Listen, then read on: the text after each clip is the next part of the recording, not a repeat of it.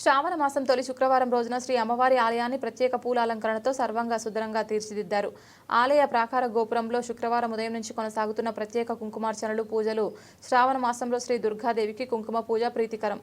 శ్రావణ మాసంలో కుంకుమ పూజలతో పూజించడం అనేది ఒక సంప్రదాయం. కుంకుమ పూజతో పూజించడం వల్ల భక్తుల కష్టాలు తొలగి సిరి సంపదలు చేకూరుతాయని ప్రతీతి.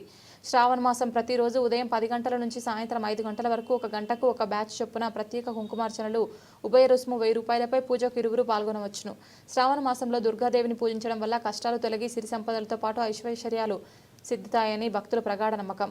శ్రావణ శుక్రవారం రోజున భక్తులకు చక్కని దర్శనం లభించింది. క్యూ లైన్లన్నీ భక్తులతో ప్రశాంతంగా ఏర్పాటు చేయడమైనది. సాంకేతిక చర్యలు వినియోగించుకుంటూ సిబ్బందికి ఎప్పటికప్పుడు సూచనలు జారీ చేసిన కార్యనిర్వహణాధికారి సీనా నాయక్.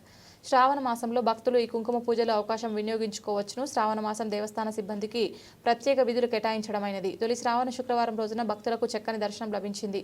భక్తులకు ప్రసాదాలు అందజేస్తున్నారు.